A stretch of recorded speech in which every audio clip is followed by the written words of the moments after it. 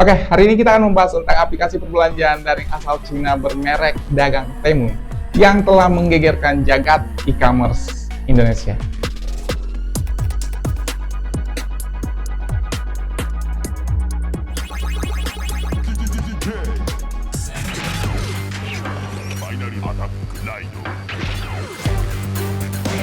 Penantang pasar baru yang telah mendapatkan ratusan juta unduhan di berbagai negara di dunia. Kalau kita bandingkan dengan pemegang puncak e-commerce, Amazon sekalipun membutuhkan waktu puluhan tahun dan Temu melakukannya dalam kurun waktu kurang dari 2 tahun. Bagaimana perusahaan ini bekerja? Ada apa di balik layar Temu dan kenapa kita harus waspada terhadap aplikasi ini? Namun, mengapa Temu khawatir? Mereka menilai keberadaan Temu bakal mengancam kelangsungan para pelaku uang. Salah satu aplikasi yang dengan jumlah download terbanyak hari ini nomor 1 nih. Temu. Saya rasa macam best juga kalau saya review platform Temu ni. PDD Holding yang sebelumnya bernama Pinduoduo adalah induk dari aplikasi daring Temu yang bekerja secara global. Satu sosok yang paling menonjol sebagai CEO eksekutif perusahaan ini bernama Colin Huang. Pertama kali diluncurkan pada tahun 2022 di Amerika dan sekarang mereka telah legal di 50 negara di dunia.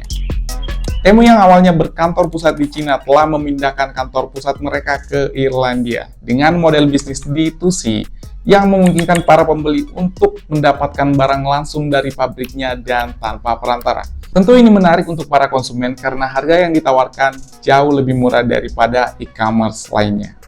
Tahun lalu, aplikasi ini diinstal sekitar 388 juta orang. Dan di tahun itu, Temu menjadi aplikasi e-commerce yang paling banyak diunduh di dunia. Oke, kita akan sedikit membedah tentang bagaimana sistem pemasaran mereka. Bisa dibilang, cara mereka memasarkan produk sangat revolusioner. Kenapa? Mereka tidak hanya bergantung pada pemasaran makro, tapi mereka mencoba untuk berpijak pada pemasaran mikro. Jadi, mereka tidak hanya bergantung pada influencer besar, tetapi kebanyakan promotornya adalah influencer yang memiliki pengikut di bawah 10.000 orang. Kenapa? Karena mereka melihat bahwa pengaruh seorang influencer bukan dilihat dari seberapa banyak jumlah pengikutnya, tapi seberapa kuat pengaruhnya. Oke? Selain memerlukan biaya yang tidak banyak, basis kekuatan para influencer di bawah 10.000 orang pengikut cenderung lebih fanatik. Dengan kata lain, mereka memiliki komunitas yang kuat. Dan ini disadari oleh perusahaan Temu. Hingga saat ini, belanja iklan Temu telah mencapai 5,17 miliar dolar. Hal ini menandakan bahwa mereka sangat agresif dalam pengembangan pemasaran di sektor global. Seperti contohnya, Super Bowl telah menjadi sarana iklan promosi Temu. Dengan durasi sekitar 30 detik iklan, dikabarkan mereka telah mengamankan 5 slot iklan. Dan dari informasi yang beredar bahwa 3 dari 5 slot iklan tersebut telah menghabiskan biaya sekitar 15 juta dolar. Nah, kenapa ini menjadi sebuah kasus? Apa yang dijual di Temu adalah barang langsung yang diproduksi di Tiongkok. Dengan waktu produksi dan sistem pengiriman barang yang cepat, hal ini menunjukkan sebuah reaksi pertanyaan besar. Bagaimana paket-paket tersebut diproduksi dengan harga murah dengan kecepatan produksi yang melampaui raksasa e-commerce lainnya? Dan masalah pertanyaan bahwa hingga saat ini mereka belum memperoleh keuntungan sedangkan mereka sedang agresifnya beriklan. Nah, aspek yang paling mengkhawatirkan dari keberhasilan Temu terdapat pada potensi hubungannya dengan perbudakan dan kerja paksa di Tiongkok.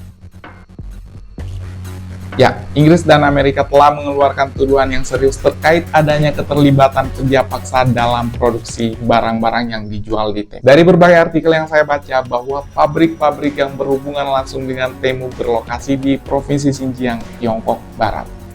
Yang mana lokasi itu adalah tempat tinggal orang-orang etnis Uighur yang mayoritas beragama Islam. Sebenarnya ini bukan berita baru, teman-teman. Media dan seluruh dunia telah lama mengecam Tiongkok terhadap perlakuan mereka kepada orang-orang Muslim Uighur. Ada penindasan, kekerasan, penyiksaan, dan pemaksaan untuk meninggalkan agama yang mereka anut dan kerja paksa. Walaupun belum adanya bukti yang jelas tentang adanya unsur kerja paksa terhadap barang-barang yang diproduksi di Temu, Tapi dengan hanya satu bukti tersebut, ini tidak menutup kemungkinan bahwa apa yang kita takutkan bisa saja terjadi. But potentially bigger risk here. So how concerned should you be if you are a Temu user? The shopping app Temu, delete it now. Oke, satu hal lagi yang perlu kalian tahu bahwa aplikasi ini adalah produk langsung dari Pinduoduo. Kalau kita berkaca dari tahun lalu, Google telah menangguhkan Pinduoduo karena adanya penelitian yang mengungkap adanya upaya terselubung Pinduoduo untuk menguasai sepenuhnya perangkat elektronik yang telah menginstalnya. Jadi setelah pihak Google menemukan adanya malware mencurigakan yang terdapat pada perangkat lunak tersebut, mereka langsung memblokir perizinan aplikasi Pinduoduo. Pada tahun 2023, para peneliti di firma keamanan Cina, Dark Navy, menerbitkan sebuah postingan blog yang menunjukkan bukti bahwa aplikasi perusahaan e-commerce besar menggunakan rantai 3 eksploitasi yang sama untuk membaca data pengguna yang disimpan oleh aplikasi lain pada perangkat yang terpengaruh, dan membuat aplikasinya hampir mustahil untuk dihapus. Artinya, dalam perangkat Pinduoduo dirancang untuk mengakses data pribadi seperti kontak, kamera, galeri, dan tanpa persetujuan penggunanya. Ya, dan dari laporan dan data tersebut, kita dapat menyimpulkan bahwa mereka sedang berusaha untuk mengendalikan pengguna, memata-matai pengguna untuk terus menggunakan Pinduoduo. Dan tidak menutup kemungkinan bahwa data pribadi kita bisa saja bocor ke pihak tertentu. Dengan apa yang terjadi sekarang ini, dengan berbagai tuduhan, serangan, sampai dengan kontroversi Temu yang tidak ada habisnya, ini dapat menjadi pilihan untuk kita apakah aplikasi ini layak untuk masuk di Indonesia. Sifat kontroversialnya memang dimulai dari hal yang enteng, teman-teman, seperti cara pengucapannya pun. Ini masih dipertentangkan hingga saat ini. Pihak perusahaannya dalam cara mereka beriklan, mereka tidak konsisten untuk mengeluarkan ejaan yang sah dalam penyebutan aplikasi tersebut. Ada yang bilang Temu, ada yang bilang Timu. Bahkan orang-orang Indonesia menyebut ini sebagai Temu. Dan ya, saya curiga ada unsur monopoli merek dagang. Temu to test, is Temu a scam? Dengan harga barang yang terbilang lebih murah, otomatis itu akan memangkas ongkos produksi. Banyak orang-orang yang mengeluhkan kualitas dan keaslian barang yang dijual di Temu. Cukup logis sebenarnya, kita tidak dapat mengharapkan kualitas barang yang baik dengan harga yang terbilang murah. Nah, sebagai bayangan, Temu sekarang sudah tersedia di Play Store Indonesia dan siap untuk diunduh, tapi belum bisa untuk digunakan. Dikabarkan mereka telah 3 kali untuk mendaftarkan merek dagang mereka ke Indonesia. Meskipun belum memenuhi syarat, artinya masih ilegal, namun ada indikasi bahwa mereka berpeluang untuk masuk ke Indonesia. Kabar baiknya adalah Kominfo telah memblokir aplikasi Temu. Dan Kemendak telah menegaskan bahwa mereka tidak akan memberikan izin untuk Temu beroperasi di Indonesia. Tapi, berita berseberangan muncul dari media-media yang sedang hangatnya memberitakan bahwa Temu bisa saja masuk ke Indonesia jika mereka memenuhi peraturan Menteri Perdagangan nomor 31 tahun 2023, sama seperti yang dilakukan oleh TikTok Shop.